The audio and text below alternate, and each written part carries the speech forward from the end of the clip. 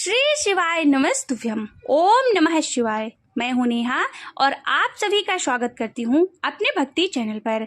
आज आप सभी सुनेंगे पूर्णमासी की व्रत कथा। द्वापर युग में एक समय की बात है कि यशोदा जी ने श्री कृष्ण से कहा, हे कृष्ण, तुम सारे संसार के उत्पन्न करता, पोषक तथा उसके संहार करता हो। आज कोई ऐसा व्रत मुझसे कहो जिसके करने से मृत्यु लोक में स्त्रियों को विधवा होने का भय ना रहे तथा वह व्रत सभी मनुष्यों की मनोकामनाओं को पूर्ण करने वाला हो। श्री कृष्ण कहने लगे, हे माता, तुमने अति सुंदर प्रश्न किया है। मैं तुमसे ऐसे ही व्रत को सविस्तार पूर्वक कहता हूँ। सौभाग्य की प्राप्ति के लिए स्त्रियों को 32 अर्थात 32 पूर्णमासी का व्रत करना चाहिए। इस व्रत को करने से स्त्रियों को सौभाग्य संपत्ति मिलती है। यह व्रत अचल सौभाग्य देने वाला और भगवान शंकर के प्रति मनुष्य मात्र की भक्ति को बढ़ाने वाला है। यशोदा जी कहने लगी कि हे कृष्ण, सर्वप्रथम इस व्रत को किसने किया था, इसके विषय में सविस्तार पूर्वक मुझसे कहो। श्री कृष्ण कहने लगे कि इस भूमंडल पर एक अत्यंत प्रसिद्ध राजा चंद्रहास से पालित अनेक प्रकार के रत्नों से परिपूर्ण कातिका नाम की एक नगरी थी। वहाँ धनेश्वर नाम का एक ब्राह्मण था। इसकी स्त्री अति सुशील और रूपवती थी। दोनों ही उस नगरी में बड़े ही प्रेम के साथ रहते थे। घर में धन धान्य आदि की कोई कमी नहीं थी। उनको एक बड़ा दुख था, उनके कोई संतान नहीं थी, जिस वजह से वह बहुत ही दुखी रहते थे। एक दिन एक बड़ा तपस्वी योगी उस नगरी में आया। वह योगी वहाँ के सब घरों से भिक्षा मांगकर भोजन किया करता था, लेकिन उस ब्राह्मण के घर से भिक्षा नहीं मांगा करता था। एक दिन योगी गंगा के किनारे भिक्षा मांगकर प्रेम पूर्वक खा रहा था कि धनेश्वर ने योगी के सब कार्य किसी प्रकार से देख लिया। अपनी भिक्षा के अनादर से दुखी होकर धनेश्वर योगी से बोले, और सभी घरों में भिक्षा लेते हैं, परंतु मेरे घर की भिक्षा आप कभी नहीं लेते, इसका कारण क्या है? योगी कहने लगा कि आपके धर्म हमें इस बात की आज्ञा नहीं देता है, क्योंकि अभी आप गृहस्थ जीवन में एक सुख से वंचित हैं। आपके घर संतान न होने पर मैं आपके घर की भिक्षा स्वीकार नहीं करूंगा। उन्होंने कहा कि जिसे संतान नहीं है उसके घर से भिक्षा लेने से मेरे भी पतित हो जाने का भय है। धनेश्वर यह सब बात सुनकर बहुत दुखी हुआ और हाथ जोड़कर योगी के पैरों पर गिर पड़ा तथा दुखी मन से कहने लगा कि आप मुझे संतान प्राप्ति का उपाय बताएं। आप सर्वज्ञ हैं, मुझ पर अवश्य ही कृपा कीजिए। धन की मेरे घर में कोई कमी नहीं है, लेकिन मैं संतान ना होने के कारण अत्यंत दुखी हूँ। आप मेरे इस कार्य का हरण कीजिए। यह सुनकर योगी कहने लगे, तुम चंडी की आराधना करो। घर पहुंचकर उन्होंने यह सब बातें अपनी पत्नी को बताई और खुद वन में चला गया। वन में पहुंचकर उसने चंडी की आराधना और उपवास किया। चंडी ने 16वें दिन उसके सपने में दर्शन दिया और कहा कि हे धनेश्वर, जा तेरे पुत्र होगा, लेकिन उसकी आयु सिर्फ 16 वर्ष होगी। 16 वर्ष की आयु में ही मृत्यु हो जाएगी। अगर तुम दोनों स्त्री पुरुष 32 पूर्णिमा का व्रत करोगे तो वह दीर्घायु हो जाएगा। जितने तुम्हारे समर्थ हो उतने आटे के दिए जलाकर शिव जी का पूजन करना, लेकिन पूर्णमासी 32 होनी चाहिए। सुबह होते ही तुम्हें इस स्थान के पास एक आम का वृक्ष दिखाई देगा। उस पर चढ़कर एक फल तोड़कर अपने घर चले जाना। अपनी स्त्री से इसके बारे में बताना। सुबह स्नान होने के बाद वह स्वच्छ होकर श्री शंकर जी का ध्यान करके उस फल को खा लेगी। तब शंकर भगवान की कृपा से उसको गर्भ हो जाएगा। वह ब्राह्मण सुबह उठा तो उसे उस स्थान पर आम का एक वृक्ष दिखाई दिया और उससे फल तोड़ने के लिए चढ़ा, लेकिन वह पेड़ पर चढ़ नहीं पा रहा था। यह देखकर उसे बहुत ही चिंता हुई, किंतु उसने भगवान श्री गणेश की उपासना की और कहा कि हे दयानिधे, हे दया सिंधु, अपने भक्तों के विघ्नों का नाश करने वाले, उनके मंगल कार्य को करने वाले, दुष्टों का नाश करने वाले, रिद्धि सिद्धि को देने वाले, आप मुझे इतना बल दें कि मैं अपनी मनोकामना को पूरी कर सकूं। इसके बाद धनेश्वर पेड़ पर फल तोड़ने के लिए चढ़ गया और उसने देखा कि उस वृक्ष में एक आम के फल के अलावा और कोई फल नहीं लगे हुए थे। उसने सोचा कि वरदान से जो फल मिला है वह यही है। उसने तुरंत ही उस फल को तोड़कर अपनी पत्नी को लाकर दे दिया। उसकी पत्नी ने भी अपने पति के कहे के अनुसार इस फल को खा लिया और वह गर्भवती हो गई।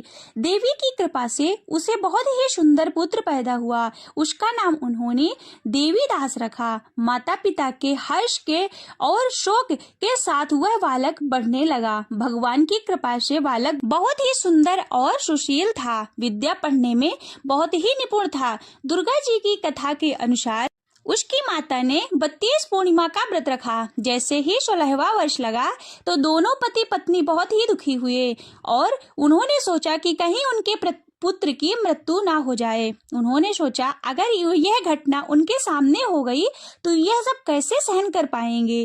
तभी उन्होंने देवीदास के मामा को बुलाया और 1 वर्ष के लिए देवीदास को काशी में पढ़ने के लिए भेज दिया। देवीदास अपने मामा के साथ एक घोड़े पर सवार होकर चल दिया। उसके मामा को भी यह बात पता नहीं थी। दोनों पति पत्नी ने 32 पूर्णिमा का व्रत पूरा किया।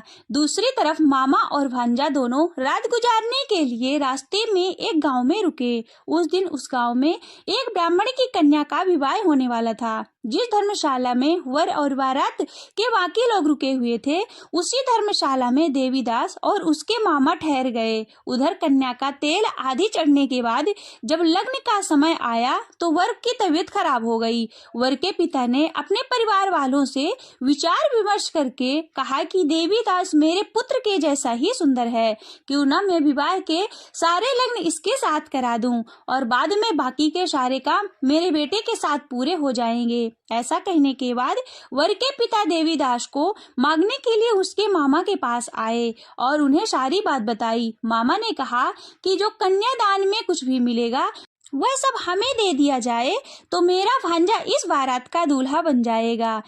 वर के पिता की यह बात स्वीकार कर लेने पर उसने अपना भांजा वर बनाने के लिए भेज दिया। इसके बाद देवीदास का विवाह उस कन्या के साथ संपन्न हो गया। इसके बाद वह अपनी पत्नी के साथ भोजन न कर सका और मन में विचार करने लगा कि ना जाने ये किसकी पत्नी होगी। यह सोचकर उसकी आंखों में आंसू आ गए। तब वधू ने पूछा कि क्या बात है, आप इतने उदास क्यों हैं? तब उसने सारी बातें पत्नी को बता दी। तब कन्या कहने लगी कि यह ब्रह्मा विवाह के विपरीत कैसे हो सकता है? आप ही मेरे पति हैं और मैं ही आपकी पत्नी रहूंगी, किसी अन्य की कमी नहीं है। तभी देवीदास ने कहा ऐसा मत करिए क्योंकि मेरी आयु बहुत कम है, मेरे बाद आपकी क्या गति होगी। लेकिन उसकी पत्नी बहुत दृढ़ निश्चय वाली थी। उसने कहा जो आपकी गति होगी वही मेरी गति होगी। हे स्वामी, आप उठिए और भोजन कीजिए। दोनों ने साथ में भोजन किया और शेष रात्रि सोते रहे। सुबह देवीदास ने अपनी पत्नी को 4 नगों से जड़ी हुई एक अंगूठी दी और एक रुमाल दिया और बोला कि हे प्रिय, इसे लो और संकेत समझकर स्थिर चित्त हो जाओ। मेरा मरण और जीवन जानने के लिए एक पुष्प वाटिका बना लो, उसमें सुगंधी वाली एक नवमल्लिका लगा लो, उसको प्रतिदिन जल से सींचा करो और आनंद के साथ खेलो कूदो और उत्सव मनाओ। जिस समय और जिस दिन मेरे प्राणांत हो जाएं तो ये फूल सूख जाएंगे और जब वे फिर हरे हो जाएं तो जान लेना कि मैं जीवित हूँ। यह समझाकर वह वहां से चला गया। इसके बाद जब वर और बाकी बाराती मंडप में आए तो कन्या ने उसे देखा और कहा कि यह मेरा पति नहीं है, मेरा पति वह है जिसके साथ रात्रि को मेरा विवाह हुआ है, इसके साथ मेरा विवाह नहीं हुआ। अगर यही है तो यह बताए कि मैंने इससे क्या दिया और कन्यादान के समय जो भी कुछ आभूषण आदि मिले उन्हें दिखाए। कन्या की ये सारी बातें सुनकर वह कहने लगा कि मैं कुछ नहीं जानता। इसके बाद सारी बारात अपमानित होकर लौट गई।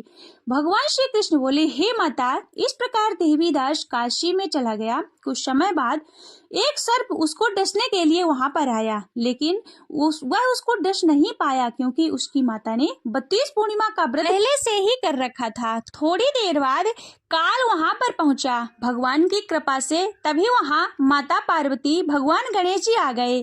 देवीदास को मूर्छित दशा में देखकर माता पार्वती ने भगवान शिव से प्रार्थना की कि महाराज, इस बालक की माता ने पहले से ही 32 पूर्णिमा का व्रत कर लिया है, आप इसको प्राणदान दें। भगवान शिव ने माता पार्वती के कहने पर उसे प्राणदान दे दिए। उधर उसकी पत्नी उसके काल की प्रतीक्षा कर रही थी। उसकी पत्नी ने देखा कि इस पुष्प वाटिका में पुष्प और पत्र कुछ भी नहीं रहे, तो बहुत ही आश्चर्य हुआ। और जब वो ऐसे फिर हरे भरे हो गए तो वह समझ गई कि उसका पति अभी जीवित है। इसके बाद वह बहुत ही प्रसन्न होकर अपने पिता से कहने लगी कि मेरे पति जीवित है, आप उनको ढूंढिए।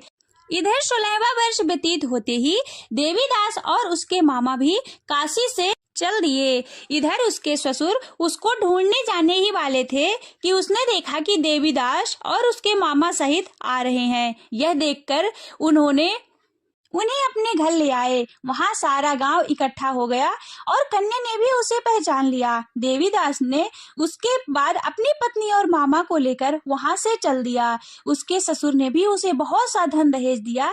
जब वह अपनी पत्नी के घर चल रहा था तो उसके माता पिता को लोगों ने खबर दी कि तुम्हारा पुत्र देवीदास अपनी पत्नी मामा के साथ आ रहा है। ऐसा समाचार सुनकर पहले तो उन्हें विश्वास नहीं हुआ, लेकिन जब देवीदास आया और उसने अपनी माता पिता के पैर को छुए, देवीदास के माता पिता ने उसका माथा चूमा और दोनों को अपने सीने से लगा लिया। दोनों की आंखों में प्रेम आंसू बह चले। धनुष्यर ने भी अपने पुत्र और पुत्र वधू के आने की खुशी में बहुत से ब्राह्मणों को दान दक्षिणाएं दी। श्री कृष्ण जी कहने लगे, इस तरह धनेश्वर को 32 पूर्णिमा के व्रत के प्रभाव से संतान प्राप्त हुई। जो भी स्त्रियां इस व्रत को करती हैं वह जन्म जन्मांतर तक वैधव्य का दुख नहीं भोगती और सदैव सौभाग्यवती रहती हैं। यह मेरा वचन है। यह व्रत संतान देने वाला और सभी मनोकामनाओं को पूर्ण करने वाला है। बोलिए शंकर भगवान की जय। बोलिए कृष्ण कन्हैया लाल की जय। शिव जी की आरती। ओम जय शिव ओमकारा, भोले हर शिव ओमकारा। ब्रह्मा विष्णु सदा शिव, ब्रह्मा विष्णु सदा शिव, अर्धांगी धारा। ओम जय शिव ओमकारा। एकानन चतुरानन पंचानन राजे, भोले पंचानन राजे। हंसासन गरुड़ासन, हंसासन गरुड़ासन, वृषवाहन साजे। ओम जय शिव ओमकारा। 2 भुज 4 चतुर्भुज, 10 भुज अति सोहे, भोले 10 भुज अति सोहे। त्रिगुण रूप निरखिता, त्रिगुण रूप निरखिता, त्रिभुवन मन मोहे। ओम जय शिव ओमकारा। अक्षमाला वनमाला, रुंडमाला धारी, भोले रुंडमाला धारी। चंदन मृग मद शोहे, चंदन मृग मद शोहे, भाले शशिधारी। ओम जय शिव ओमकारा। श्वेतांबर पीतांबर, बाघांबर अंगे, भोले बाघांबर अंगे। शनिकादिक ब्रह्मादिक, शनिकादिक ब्रह्मादिक, भूतादिक संगे। ओम हरे हरे हर महादेव। करके मध्य कमंडल, चक्र त्रिशूल धरता, भोले चक्र त्रिशूल धरता। जग करता जग हरता, जग करता जग हरता, जग पालन करता। ओम जय शिव ओमकारा। काशी में विश्वनाथ विराजत, नंदी ब्रह्मचारी, भोले नंदी ब्रह्मचारी। नित्य उठे भोग लगावत, नित्य उठे भोग लगावत, महिमा यति भारी। ओम जय शिव ओमकारा। ब्रह्मा विष्णु सदा शिव, जानते अविवेका, भोले जानते अविवेका।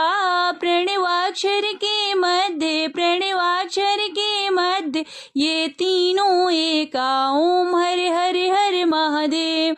त्रिगुण शिव जी की आरती जो कोई नर गावे, स्वामी जो कोई नर गावे, कहत शिवानंद स्वामी भजति हरि हर स्वामी, मनवांचित फल पावे। ओम जय शिव ओमकारा, जय शिव ओमकारा, भोले हर शिव ओमकारा, ब्रह्मा विष्णु सदाशिव, ब्रह्मा विष्णु सदाशिव, अर्धांगी धारा। ओम जय शिव ओमकारा, ओम जय शिव ओमकारा।